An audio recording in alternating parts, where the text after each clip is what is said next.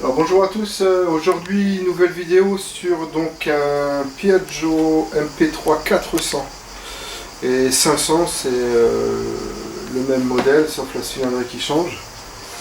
Donc celui-ci c'est un 2010, donc avec un problème de charge. Donc il m'a été amené parce que le propriétaire a changé lui-même le régulateur. Sans faire de test avant, et il s'avère que ce n'est pas le régulateur qui est en cause. Donc nous allons faire les premiers tests pour isoler donc soit un problème éventuel de stator au niveau de l'alternateur, c'est-à-dire le bobinage qui brûle.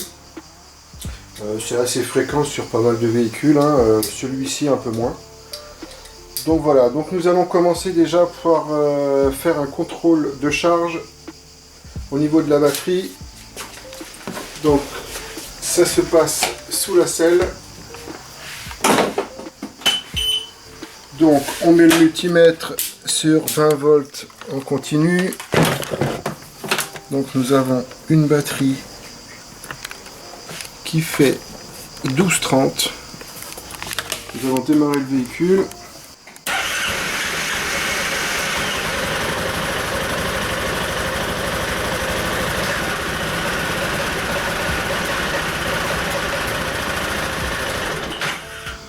Donc nous n'avons aucune charge, c'est-à-dire que la charge est plus basse que la batterie en elle-même, c'est-à-dire qu'on était à 12,20, 12,30 et on arrive à péniblement à 12,15.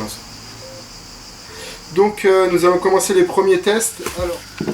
Donc nous allons regarder d'abord les fusibles qui se trouvent à l'avant gauche. Vous avez une petite trappe qui s'ouvre avec une vis cruciforme. Il faut bien regarder tous ces fusibles, c'est-à-dire que là ils ont tendance à s'oxyder et pas mal de problèmes électriques viennent d'ici. C'est-à-dire que moi j'ai déjà changé la rangée de fusibles parce qu'en fait ils étaient tous oxydés. Donc ce qu'il faut bien faire, c'est bien nettoyer au WD-40 pour pas qu'il y ait de faux contacts par la suite, notamment sur la charge mais aussi sur le reste. Donc après avoir fait le contrôle de l'ensemble des fusibles à l'avant gauche, il y a un fusible notamment de charge. Il se trouve donc sous la trappe moteur. On y accède ici et en fait là vous avez le relais de démarreur. Ce relais de démarreur, en fait vous avez un 30 ampères. Alors vous avez juste à le déclipser. Regardez, vous avez les deux petites clips à rouge à enlever. Vous appuyez et vous tirez dessus. Donc on aperçoit qu'il est encore bon, il n'y a pas de souci. Donc voilà, je l'ai remis dans son logement. Si le vôtre était claqué éventuellement, vous en avez un en rab juste à côté. Je ne sais pas si vous pouvez le voir, voilà, il est sur le caoutchouc. Voilà, donc avec tous ces tests faits, on va procéder donc au remplacement du stator. Donc là, j'ai monté le véhicule pour qu'on puisse bien voir où se situe donc la fiche du stator, c'est-à-dire sur le côté droit du véhicule. Donc en fait, je vais démonter le flanc arrière droit ainsi que au niveau donc, du feu et du support de plaque. Donc en fait, pour bien voir, c'est cette fiche là. Vous avez une fiche marron qui se trouve ici avec 3 phases. Donc ce sont les 3 phases du stator, parce que c'est du triphasé. Et on va tester donc celle-ci. Je pourrais le faire comme ça, mais pour que vous puissiez bien le voir, je vais démonter donc le feu, le flanc et le support de bavette. On se retrouve tout de suite. Donc en fait, je récapitule. Déjà, il faut enlever les deux petites lumières qui se trouvent ici. Vous enlevez les deux lumières et vous avez une première vis qui est au fond, une deuxième vis qui est au fond. Vous en avez une troisième ici, une quatrième ici, et vous pouvez sortir l'arrière. Concernant le feu arrière, donc il était placé comme ceci, vraiment, et vous avez une vis qui se trouve dans le coffre. Concernant la troisième pièce, donc vous avez une première vis qui était ici, et la deuxième qui se trouve ici en dessous. Vous le glissez vers l'arrière et vous avez accès à tout. Donc comme je vous disais, cette pièce là, donc c'est le régulateur, donc je l'ai redémonté. Il est normalement placé donc avec 2 vis dans le coffre et 2 écrous qui se trouvent à l'extérieur. Donc lui il a préféré le mettre en adaptable, en pièce TNT adaptable. Moi j'aurais préféré le remettre en origine. C'est son choix, je pense pour les finances, mais vaut mieux mettre plus cher et être sûr du produit. Donc en fait ça se passe ici au niveau du test. Donc nous avons les 3 phases du régulateur. Les 3 fils noirs qui arrivent, ce sont les stators. Nous allons faire notre premier essai ici. Nous allons nous mettre donc en alternatif. On va prendre donc, on va tester chaque phase. On va prendre le plus sur une phase et le moins de la batterie ou sur le véhicule. Et il devrait y avoir les 3 mêmes valeurs. Additionnées, nous devrions avoir à peu près 18 volts en alternatif. J'ai déjà fait le test pour vous dire, il ne charge pas du tout. Mais je préfère vous le faire voir.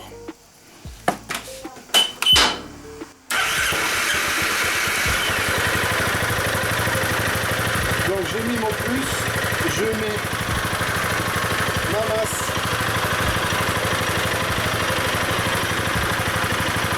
Nous avons sur la première phase 0,50. Nous avons sur la deuxième phase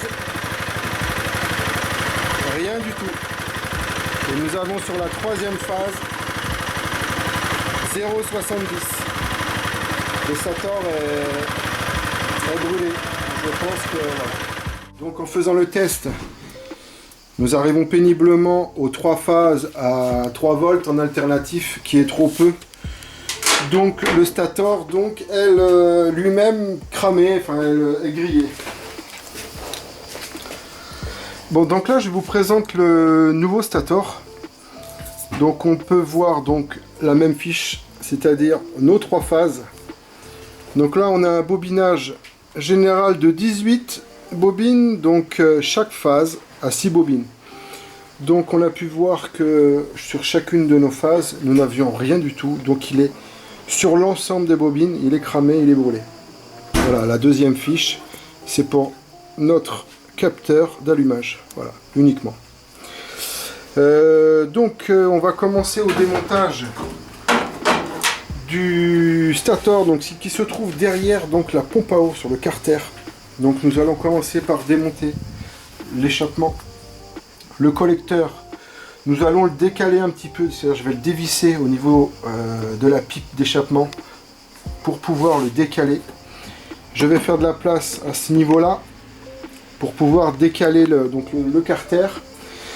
De mémoire, je peux changer le stator sans pouvoir démonter la pompe à eau, ce qui est un petit peu plus difficile. Et donc je vous reprends après.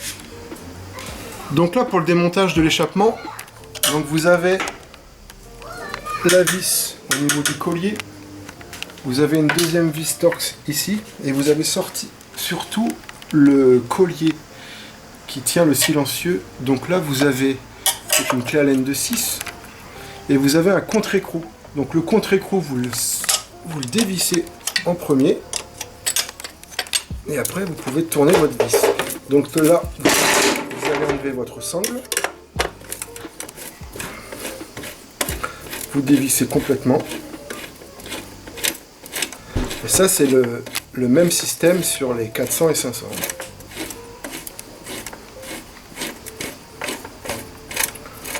Donc de là, vous enlevez la sangle.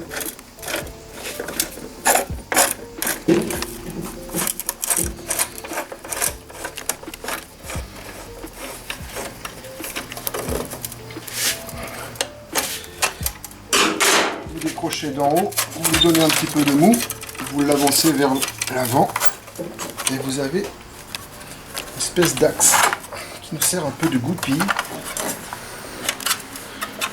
Vous le mettez sur l'arrière, vous tirez votre sangle,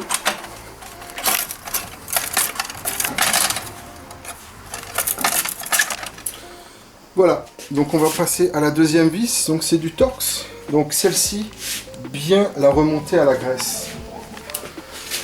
Donc la deuxième vis, Donc l'embout c'est du 40. Essayez de le prendre plein. Parce que les percés, vous les cassez de suite. Ça c'est une vis, donc comme je l'ai dit, il faut bien la remettre à la graisse. Parce qu'elle est fixée. Et le problème c'est qu'elle prend toute l'eau de derrière et elle se grippe. Donc nous avons celle-ci. Vous avez le collier du 17. Pas besoin de sortir la vis complète. Juste vous desserrez le collier.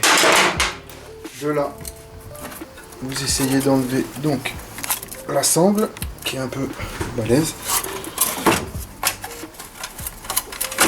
Voilà, et vous sortez l'échappement par l'arrière. Donc je reprends avec vous, donc j'en ai profité donc pour vidanger le moteur ainsi que le filtre à huile parce qu'il y a une vis qui est placée juste derrière. Donc j'ai démonté le cache qui se trouve sous le dosseret. Donc nous avons deux vis plongeantes avec deux petits écrous de 10 qui sont démontables que par l'intérieur du coffre. Et nous avons aussi donc ce petit cache qui tient avec deux petites vis cruciformes que vous pouvez voir ici, qui sont placées derrière deux petits caoutchoucs qu'il faut enlever à l'intérieur du coffre. À partir de là, quand vous avez enlevé ce cache, vous avez accès donc au poignet. Vous pouvez donc tomber les deux poignets à partir d'ici. Là, pour bien que vous puissiez bien voir, je vais donc démonter le marchepied droit. Le problème pour ce marchepied droit, c'est qu'il faut démonter cette selle. Donc je vous reprends juste après. Donc concernant le démontage de la selle, donc vous avez les trois petites vis qui viennent là. Et vous avez un petit cache à enlever où se trouve la cosse du capteur de poids du conducteur qui se trouve ici. Voilà, n'oubliez pas de le débrancher. Donc pour pouvoir enlever ce tunnel, nous avons, comme je vous ai dit, les deux petites trappes avant. Vous enlevez la première trappe côté gauche, celle des fusibles, celle qu'on a pu voir, et celle de droite. Vous pourrez voir que vous avez accès au niveau de liquide de la pédale.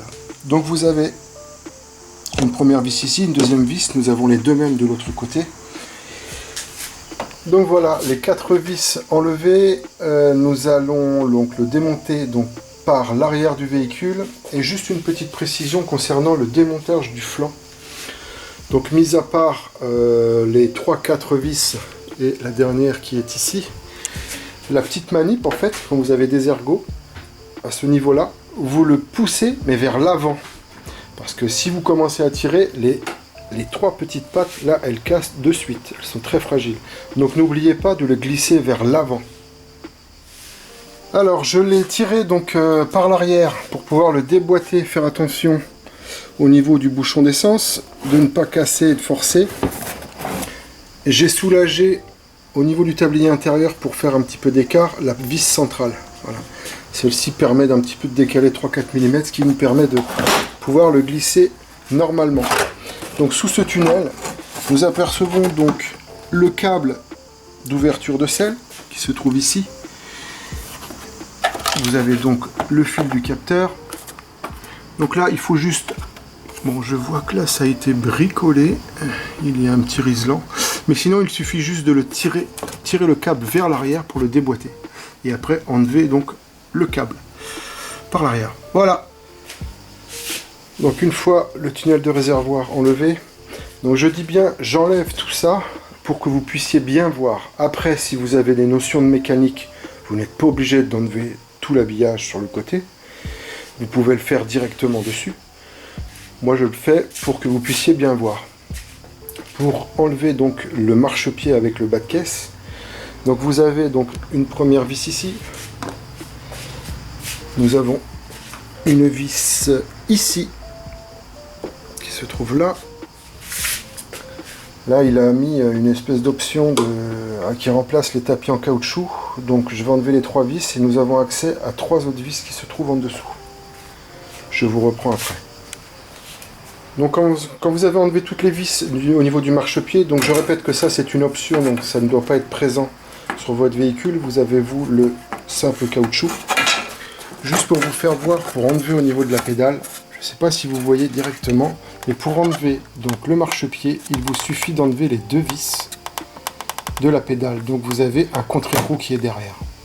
Donc ne pas les oublier.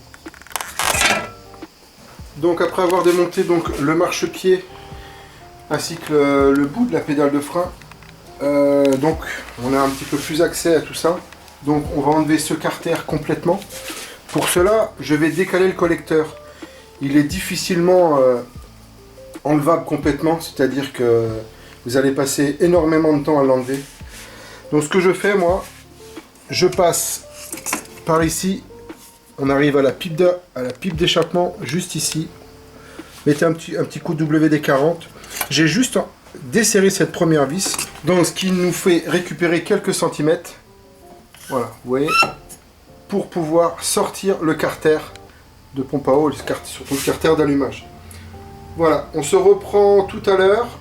Je vais enlever donc toute la série de vis autour du carter, ainsi que le petit reniflard qui se trouve ici. Et je vous reprends juste après. Donc, nous arrivons donc au démontage du stator. Donc j'ai pu enlever là toute la petite série de vis qu'il y avait autour. Faire attention parce qu'il y a des vis de différentes tailles. J'ai pu aussi enlever le reniflard qui se trouve sur le dessus. Donc après avoir démonté, donc ça va serrer un petit peu parce que c'est l'aimant qui nous tire un petit peu. J'ai décalé les durites d'eau sur le côté. Vous pouvez le voir. Voilà, comme ça on ne les plie pas, on ne leur fait pas de mal et ça nous évite de faire une purge. Donc le stator, on peut voir qu'il est un peu noirci. On va pouvoir le démonter, donc les 3 vis de 6, BTR de 6, le petit capteur qui se trouve avec les 2 cruciformes. Donc par contre à ce niveau-là, elles sont sémentées, donc elles ont du Loctite, donc il faut un bon tournevis. Au remontage, donc un joint de carter neuf. Et à ce niveau, au niveau des caoutchoucs de sortie de faisceau du stator, moi je remets toujours de la pâte à joint. Il y a toujours eu quelques fuites à ce niveau-là. Donc voilà. Donc je remonte le stator, je vous reprends après pour le positionnement en fait de la pompe à eau et ainsi que du bypass de pression d'huile. Là vous avez. Alors j'ai replacé le stator neuf donc dans le carter. 3 choses. Donc le joint neuf, la référence je la mettrai en description. Donc toujours le huiler ou le graisser de façon à ce que s'il y a un démontage, que ce soit plus facile à nettoyer, c'est-à-dire qu'il n'y aura pas de surface à gratter surtout. Deuxième chose, au niveau du passage des câbles, je remets toujours de la pâte à joint pour éviter une éventuelle fuite. Et chose importante, concernant le bypass de pression d'huile, donc c'est d'abord le ressort et après le poussoir. Donc je vais le placer devant vous. Comme je n'ai pas tourné le moteur ni l'axe de pompe à eau, je retombe dans l'écran. Donc il n'y aura pas besoin de repointer. Voilà. Donc on replace tout ça. Toujours garder le poussoir dans la main pour ne pas qu'il tombe.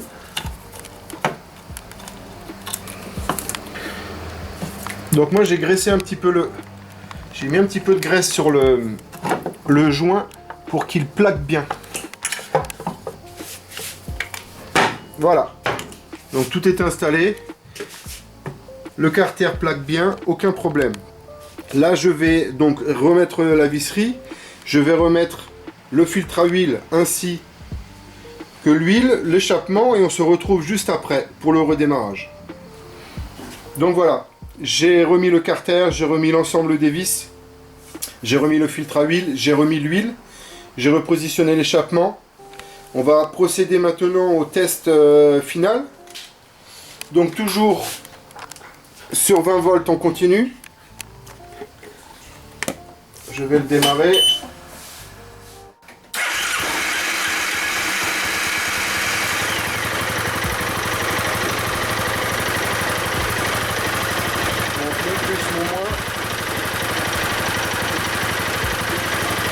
Nous sommes à 12,40. je vais accélérer un petit peu.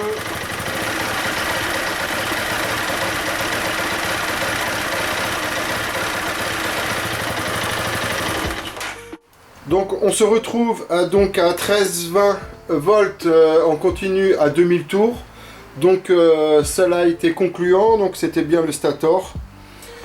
Voilà, donc les problèmes de charge, il y a très peu de stator, mais il y a surtout beaucoup de régulateurs sur ce modèle, MP3 400, 500. Donc on se retrouve pour une nouvelle vidéo. Donc là, il y a juste l'habillage à remettre, donc pas grand chose à filmer, donc voilà. Merci à tous pour une prochaine vidéo.